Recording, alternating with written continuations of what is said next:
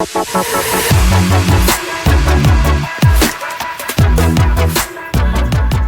so first there's just a clean. So let's put down a clean, just to sort of clean up, because we're working now with a very high resolution mesh. So consolidated points, it would just like clean some overhanging points and remove some attributes and fuse some points. So you can see this already starts taking quite a while because we're just working with such a heavy mesh. So this is where file caching sort of comes in, right? So that's kind of why you want to do file caching, because you can see this is getting quite slow. I'm just gonna do that. So let's talk a little bit about what happens afterwards. So you see there's this for each loop with a measure and attribute promoting. You might think like, but that's a little bit random. Like, why am I doing that? Well, if you're looking in here, you see there's well, because of course we're using volumetric noises, you can see there's some stuff that's floating in the air. It doesn't really make sense to have pieces that are floating, right? So you kind of want to, well, have stuff not float. So that's what we're doing inside of the for each. So let's put a for each connected piece. So then it puts down the connectivity, which makes a class attribute for each connected piece. So we can have a look at it if we want. Maybe we want to do a file cache before we're doing this, just to make the whole process a little bit faster.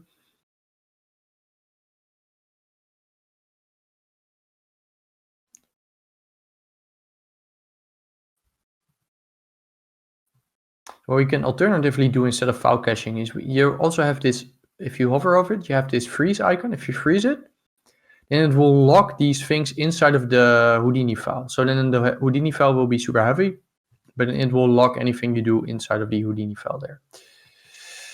Let me first quickly go through if I used adaptivity here. So, okay, yeah, so let's first do that. So let's use a little bit of adaptivity. So like we saw in the Houdini, in the VDB part of the course, adaptivity just lowers the resolution a little bit of your mesh. So that will make the parts after it a little bit faster. So yeah, now we have 864,000 points instead of 2 million. So that's a little bit better. So let's freeze that. Let's save. So now our HIP file will probably be quite heavy. So you can see our HIP file is now 25 megabytes. All right, so let's continue. So inside of this for each, what we're doing here is we're gonna measure something. We're gonna measure the area. So let's put down a measure. So remember, for each, so if you want to know more about for each, I explained that a little bit more in the exclusive part about the bridge that I mentioned earlier. So I'm explaining more about for each loops over there inside of the exclusive part for Patreons. So anyway, so you can see it's going to run over this piece, and it's going to measure something. So it's going to measure the area. So it's going to make an attribute called area. So we can go into geometry spreadsheet, primitives, and you can see we have for each primitive. So each of these primitives will have an attribute for the area. So that's this. But we don't want it for each primitive. We want the overall area for this entire piece. Because if we know how big it is, then we can maybe remove it. Because if we go back here, like the only pieces that are floating are very small disconnected pieces. And we want to get rid of these small disconnected pieces, right? We don't want to get rid of the big connected stuff. So that's why we're going to measure the overall sort of volume of this thing, and then we can remove it. So there's a whole bunch of, so with the measure sub, you can measure a whole bunch of stuff. So there's actually now also a volume measurement. So let's have a look at that. So this is new inside of Houdini 18, but for now, let's just use the area. That's what I used here. But I guess volume measurements could make more sense in this case. Let's just use area for now, because this will just measure the area of each of these surfaces, and then we could add it all up. So that's what we're doing in here with the attribute promote. So I mentioned that before. I don't remember exactly in which episode, but you can go from, if you go from primitive to detail, put it to area, what it will do is the detail attribute will be on the whole thing. So instead of each individual primitive, it will be on the whole thing. So I'm going to go over here. Then we only have one attribute.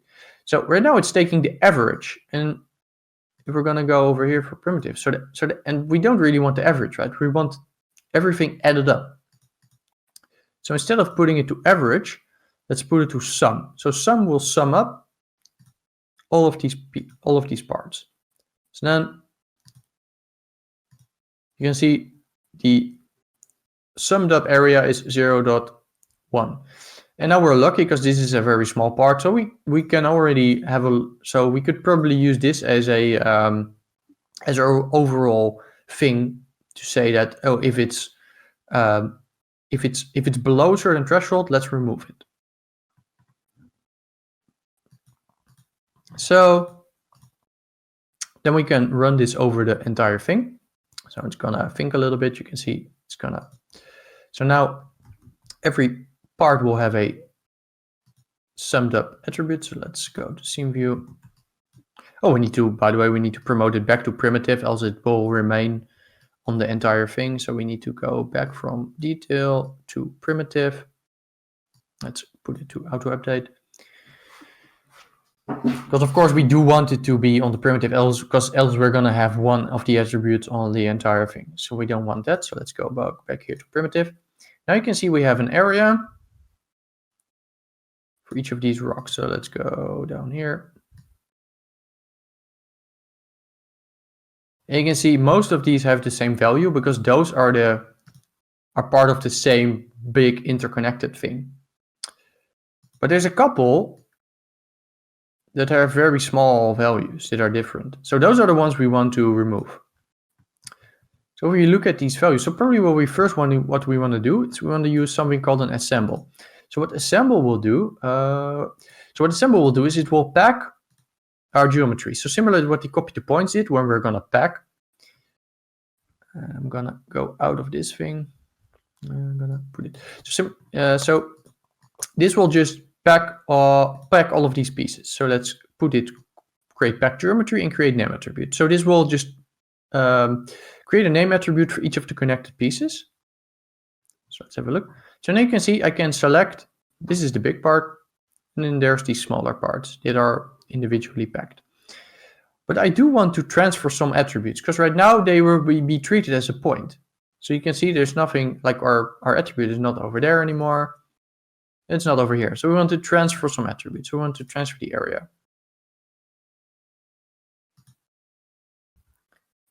Okay, so it is here, but it's still on the primitive, and that's fine. So let's promote it to point. This is easier to work with because then we can do it inside of a point file. So attribute promote, go from primitive to point. Let's go to area. Okay, and now we can either do this in a wrangle, like I did there. Let's hide this because else it's gonna recook. So I did this in a wrangle, or I can just do it inside the delete. It's maybe easier. So let's go over here, put it to auto update. And we can put it to delete by expression and have a look at these values. So we probably want to say that if the area is below 1000, we want to delete it. All right, so now we deleted everything below 1000.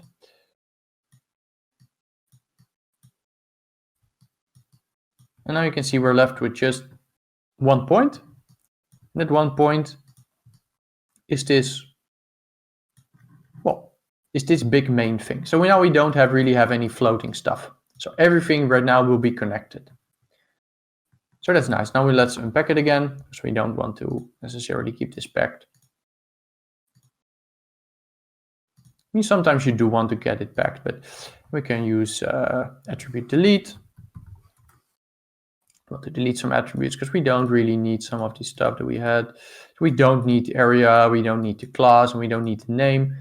Those were just placeholder attributes, right? We only use those to make sure that we could delete some of these things. And let's put an output.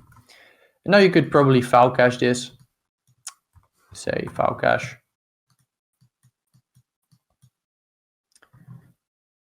To be the big rock tutorial. There's probably one more thing that we want to do, by the way, before we do this, but let's just first save it. Okay, so one more thing that I kind of needed to explain was, I touched upon that briefly before, is that over here, what I'm doing is I have this stuff that's being booleaned out, so we get this main shape. But of course, in my final render, I'm looking sort of, I want to look, so I'm like behind this rock, but if I put my camera like this, you can see I cannot really look into the ocean floor. There's not really a sort of opening which we can sort of like have a nice view. So that's what I did just manually, is that I added a box here. I just edited the box a bit, added some mountain stuff, transformed it, and then I'm booleaning it out of the thing. So you can see this whole part is just me manually cutting out that part with a boolean. And of course, it's still procedural, because like this part will just stay static, but depending if I change the seed, it will just that part will always be cut out. So let's undo that. So then at least I get something that's like, if I put my camera, that I could have something sort of looking out over the ocean floor. So that's kind of why I did that. So yeah, I guess we're like over here. You could edit it in as well, or you could leave it out, depending on the look you're after. You could also, I guess, go for more of a composition where you're like looking through it like this, and it's sort of hidden behind the rock. So that's what I initially tried with as well. So I have some early renders. Maybe I'll put those in like the extras. But I had some early renders where the squid was like coming from behind the rocks, and I thought it would be like all mysterious. But it didn't end up working that well. So yeah, okay. So here's the it's like some early render that I had. Why is it clear? Okay, I'm just gonna put the error in over there. Not sure why it's erroring. So you can see over here, this was a very early render, but you can see it was sort of it's looking pretty ugly. But anyway, so you can see the thing. The idea was that this thing would like be hidden behind this rock, but I ended up cutting away this rock because I didn't really like the way it looked. And you can, like, I'm gonna make like a video, Patreon exclusive video, which you can find at the end, which is gonna go over a lot of more of these work in progress things that might help you sort of see the process that you kind of go through when you make something like this. But anyway, so that's why I cut the thing away. So yeah, so anyway, that's how the rocks were done. So of course, a big part of these rocks is the material as well. We're gonna get into that more in a little bit when we start doing more of the lighting and shading. Let's dive into the next video. We're gonna talk a little bit about the basics of how lighting and shading works, how stuff with cameras work, and just so we're gonna step away from these assets for a little bit and just go over back to the basics, back to the old school. So yeah, let's do that. See you in the next video.